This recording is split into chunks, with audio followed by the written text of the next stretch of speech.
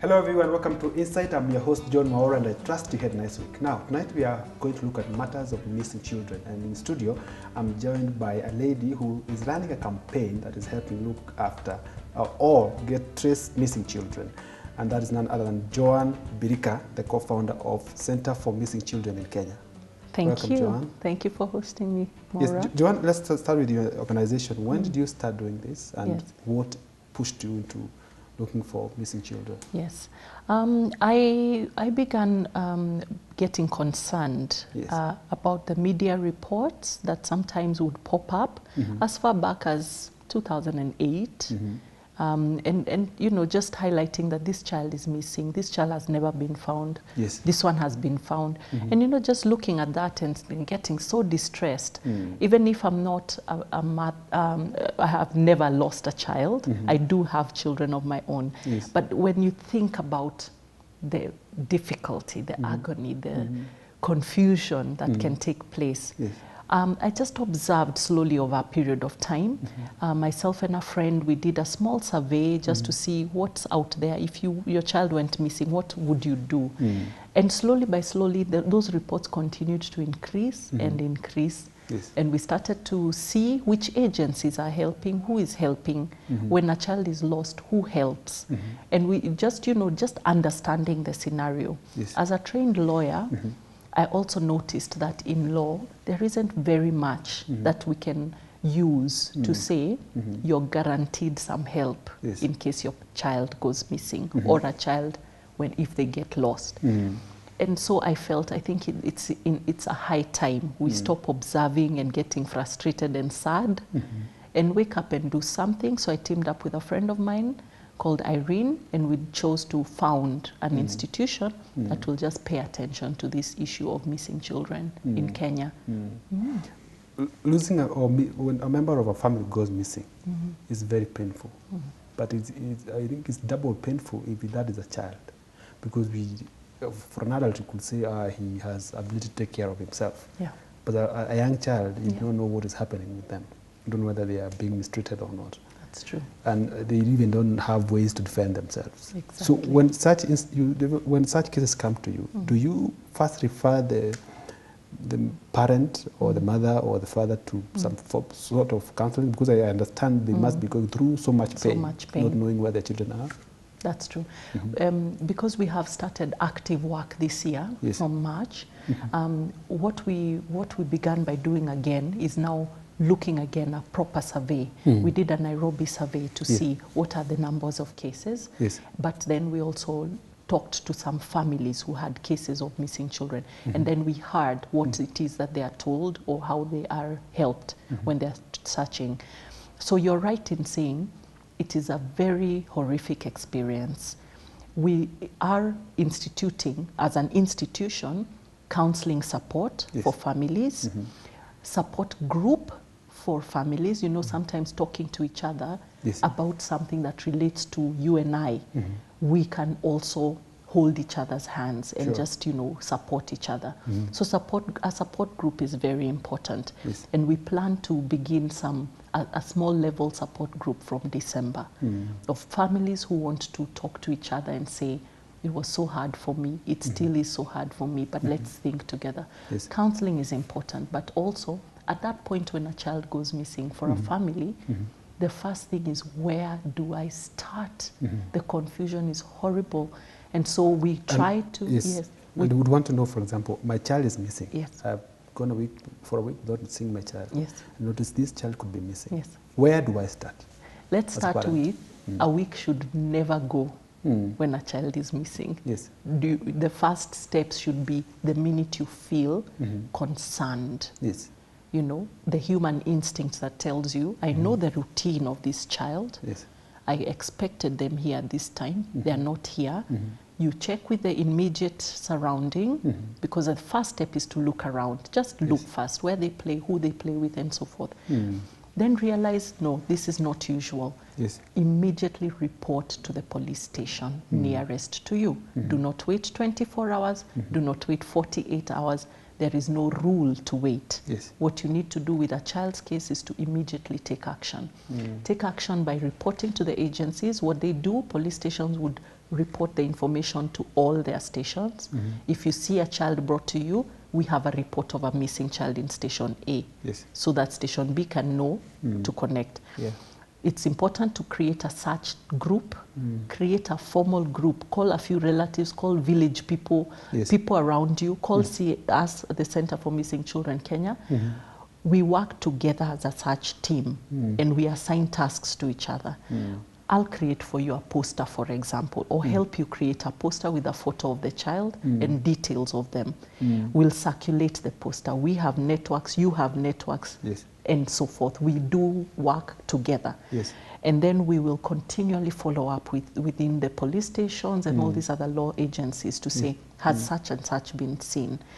So it is really about holding hands together so that the family does not suffer alone. It's so heartrending if the mother or the father who is distraught is the one to go searching. It can get as bad as having to search in a hospital and in mortuaries. This is agony, really. So it's important that you have a support structure around you, and family is a first stop. So never keep the story of a missing child quiet to yourself. If you have people who can help you, immediately call them in. So that, because every minute a child remains missing, they are vulnerable to all kinds of things, not least even a road accident. We would assume that in urban centers, that's where you can find many cases of children, missing children. Do you have any cases from the rural areas? Yes. And what influences such cases of missing children? Yes, indeed, you're right in saying that in the urban areas, and even within urban areas, in the highly populated, the high density population areas, have more cases of this for obvious reasons, that it is easier to get lost when there's a lot of people around you or a lot of infrastructure around you as a child, especially the really small ones. For obvious reasons of the population numbers in urban areas are higher generally. But also in urban areas is less primary care when parents are having to go out and fend for the family, look for money. So in especially the lower income areas, they may not have alternative care to live at home to watch these children. So sometimes you will find, a child is actually left alone in the household, and they could stray or they could even be grabbed by somebody. So the reason for statistics being higher, and by statistics I cannot verify in full how many cases, but if you look at like 2012 to 2013, there were records in police stations of about 700 missing or lost and found children reported. When you go to the rural areas, it doesn't mean it's not happening. What is happening is that they don't have access to share information as easily as in the urban area. But secondly, in rural areas, it's still the village community kind of communal living. So children are less, not in all cases, but less susceptible to going missing for long periods, unless something really crazy has happened, something really big. But we do get cases. We have had a case from Gilgil, from Nanyuki, from Naivasha even. These are peri-urban as well and urban.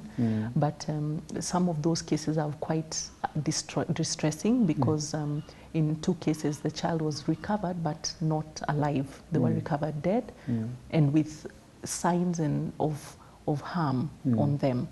Either harm related to removing certain organs or harm generally, that they were either bashed or strangled or something like that.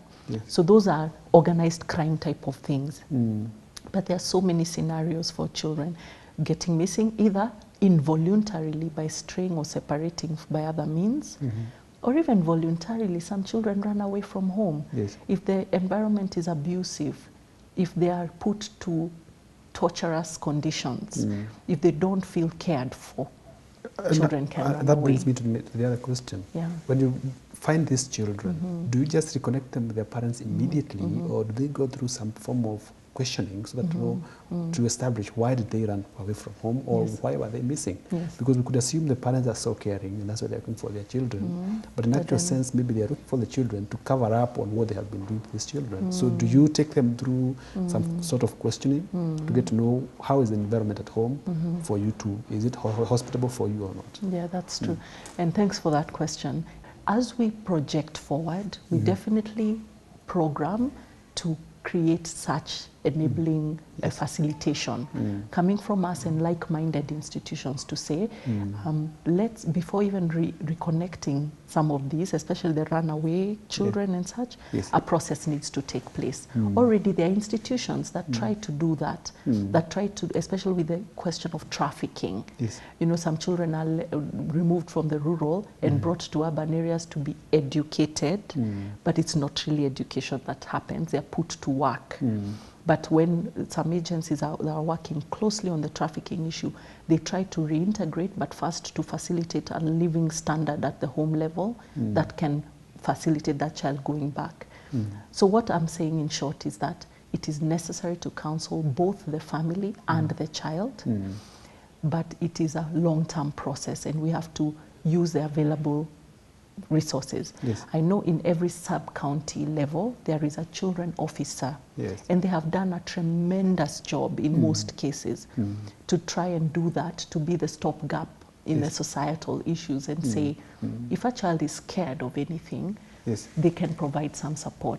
So we have to, as a small institution, we have to network widely across the country with people who are doing small elements of things that put together can really support a child. Let's search for the children, let's reintegrate them properly through counseling, and let's follow them up. And this can't be done by one or two people. It has to be a collective effort. Your institution is barely a year old. Yes. And it's the second one in Africa. Yes. Helping lost children find home. Yes. Why is it so? Why? Because you find that other institutions, we have institutions catering about, you know, grown-ups and what have you, so many of them. But those of missing children are very few. Is it a culture of Africans to just imagine children have no problem with their, you know, what adults? But when we look carefully, children have many problems. Yeah, when I look at our Kenya today, you know, Nelson Mandela said that the best test for the measure of a soul of a country is how it treats its children. When we look at ourselves, unfortunately, children are going through very big hardship. Yes, there are children who have care, who have family that cares for them, even if they're not rich or well-resourced, they care for their children. And that's where we are saying, for those children that we can see have care, let's guarantee their security so that we don't have to overpopulate the bigger problems onto problems we already have as a society. So let's start with, how well are you as a father and uncle telling your child or nephew and niece, be careful, don't do the following, try and only seek help from a uniformed person. Let's use our little methods to keep those that we have already within care well cared for. And then we can collectively now try and work at looking at orphans and abandoned ones and this kind of other bigger problems. But right now, as you see it, all of these are mixing up in one big pot and becoming such a big issue, and it can be reduced, I think, with collective and serious interventions on child security.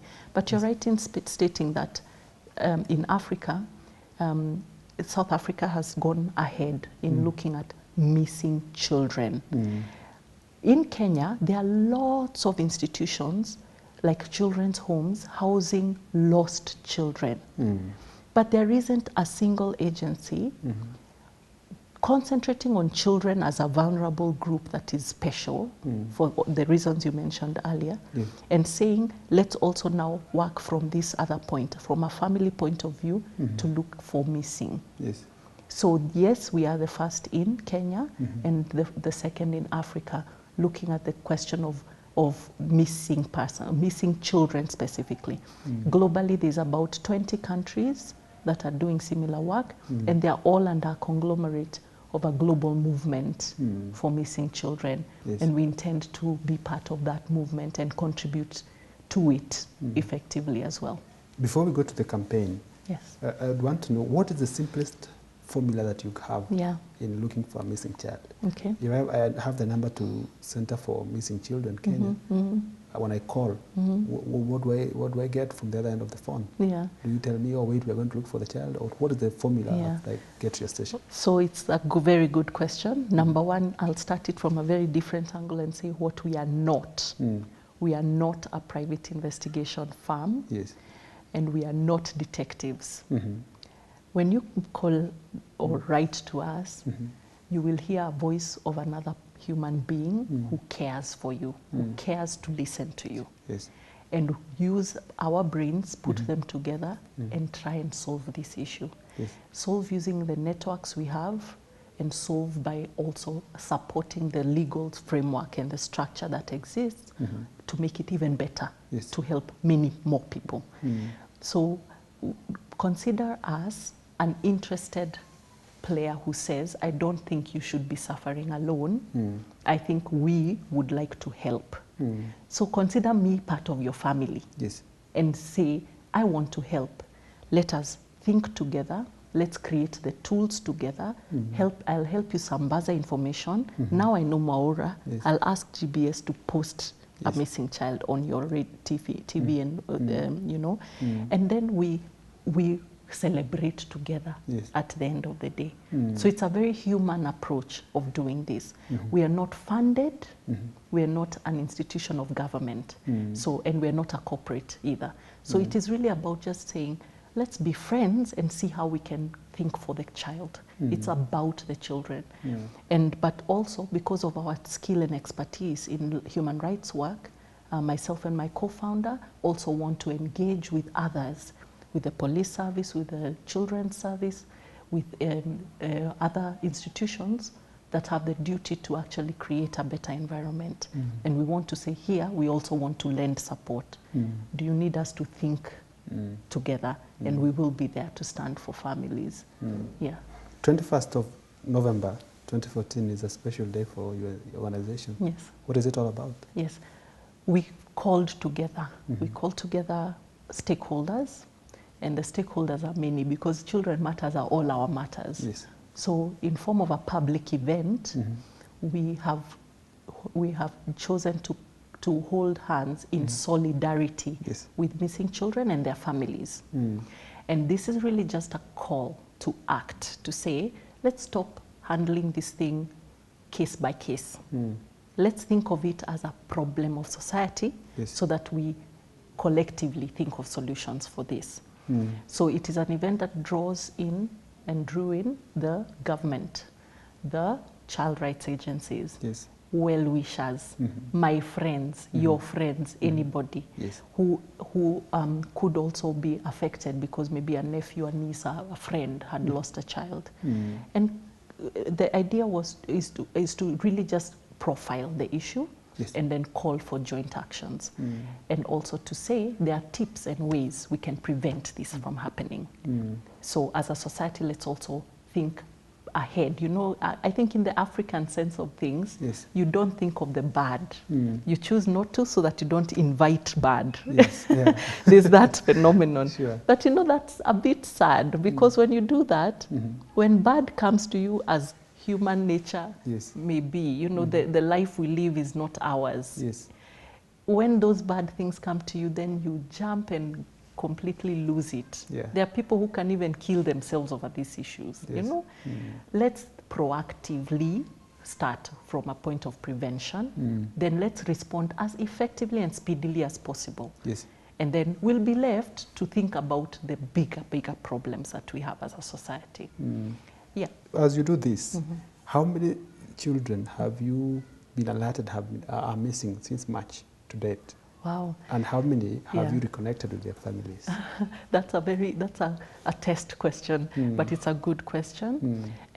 Usually it takes time for people to know about something that's taking place, unless and until you have a need for something, that's when you discover it. But because of efforts like sitting here with you and conversing, more people will know that we are there to help. And also, as a small institution, we really have been working on voluntary basis, so very, very limited way to work, but that's still our call of duty.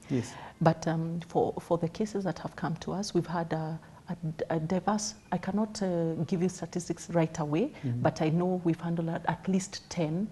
Let me say, if I was to round up a figure, at least 10 of real active cases where we've connected with the families and tried to lend support.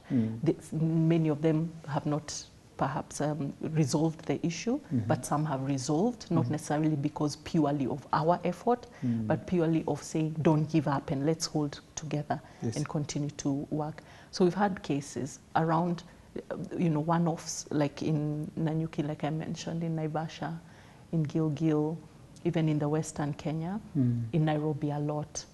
So as we continue to grow, we expect to handle a lot more. But then we've also kept ourselves busy surveying the scene and seeing, networking with people to say, please let's help each other. If I hear of a case, I need to let you know and you need to help me. Yeah, and so that we help the family. So we're not asking that families rely solely on our help.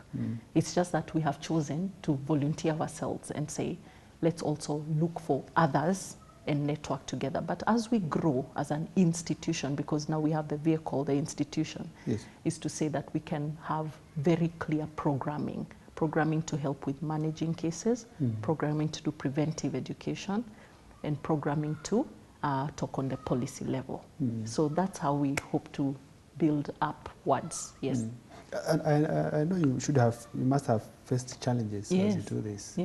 Because there are many challenges that can come your way in cases of missing children. Have you had any parent or parents who have come venting their anger on you because you're not able to get their children as soon as they're supposed to?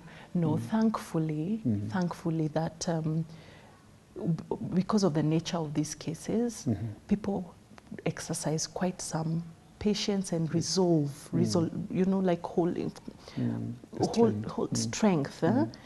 We've been amazed at how strong people can be in the face of danger. When we come, and when you come to me and you come to this institution, we will not promise you heaven. I cannot tell you I will find your child for sure. What I can say is I have hope together with you. I'm holding hope. We will find this child. So no, we have not had people venting. I can only imagine what happens in police stations, because when people go to a police station and you're not being helped, or you feel that somebody's not being sympathetic, it must be very difficult there. So thankfully we are here to hold each other. So let's think of it from the human point of view. I will never promise you anything I cannot give you. But what I can promise is that you'll have a helping hand. So that we think. Joan, we are dealing with humans and they have feelings. And we are dealing with people who have lost their children. If you lose a child, that's a very painful thing. It is. Now, in the event that you find the child, yes, you have found the child, but she's not alive, he or she is not alive, and you have to break the news to the parent. Again, that must be a difficulty to you. Thankfully, I've not had to do that yet. Usually, those kind of reports come from police, because sometimes, if a recovery is found, the first people called in are the police. So I haven't been actively in the bush looking, for anybody yet, and I would be happy to do that if I had to. But I also realize a danger to myself and to people around me and my colleagues. So what is better is to use the machinery that has the capability to do that. And yes, if that bad news gets broken to a family, we are hoping they don't shut the door and say, we will never talk to anyone anymore. But that even with creating a support group of families, they can find a friend that they can confide in and really walk the journey together. We know of some who have had to leave their hometown and just go away because they can't fathom how they will continue living. You feel like you want to leave your body, essentially, because a child going away is really a painful thing, no matter the circumstances. But generally speaking, yes, counseling is a massive effort that we need to integrate within our programming. We have, thankfully, 2 counselors who always stand by to help, to support. Again, voluntary, but highly trained. And we have been ready to support also from that point of view. We are hoping that as we continue to receive even more and more reports or cases of people seeking help, that we can grow ourselves into something that can really help. Because on my own, I won't be able to help you.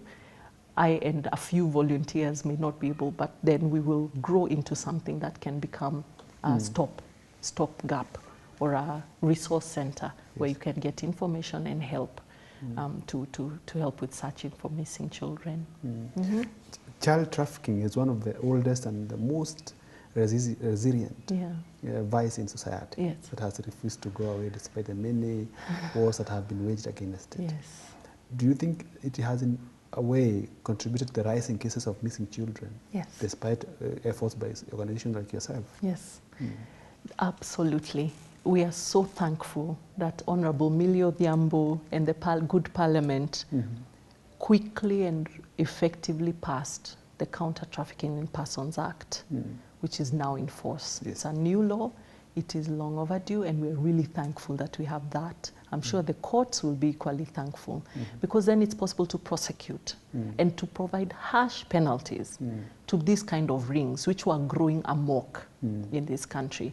I mean, to an extent that this country is labeled or considered a hub for trafficking, really, in the region. That is sad. Yeah. So, Joan, you need to do a lot of lobbying, because, forgive my skepticism, but remember we had the Sexual Offences Act, and it came into place. We thought, we are now cured. But look at where we are right now. It's a big, big problem. So I agree. Again, I believe there's a lot of lobbying to be done by you and others to make sure that the new act or the new law is, bears fruit in as far as child trafficking is concerned. Absolutely. In Kenya, we are known worldwide for good laws. The Constitution is one of the model. But yes, enforcement can be rather challenging. And I don't believe it's because of lack of interest too. It's just really motisha drive. We need just to care enough to make it work for us. I think we need a revival of our soul in this country. We need a revival of community, a revival of humanity. Generally speaking, we're so busy making the money and looking for it that we stopped looking at each other as human beings. To an extent, we even did what we did in 2007. I think it's about time we called back our soul. And God is there. God is still among us, watching and waiting that we can come back to the point where we can be a society. When we look at indicators of sexual violence, trafficking, child labor, and all this exploitation that one human does on another because I'm more superior to you, it's an indicator of a very big, big problem that cannot be solved by law. It will only be solved by us agreeing we have a problem and deciding enough is enough. I'm thinking if we all decided Kenya is the place where all children would wish to be, because we want them to have an environment where they get the full potential for to be their best. We just have to decide it and become it. But when we just look at each other and say, they lost their child, that's their problem. Oh, that one was sexually abused, thank God it wasn't me. It's not right. I think we have a very big underlying problem under the carpet. Final comments about your campaign? Yes, I think let me leave the following wise tips or tricks. What we need to do is prevent these cases in the first place. So today, may our viewers go home and find a child, whichever child is near them, your own or whichever. And let's teach them basic security tips. We don't want to scare them to think they should never leave the house ever or go to school.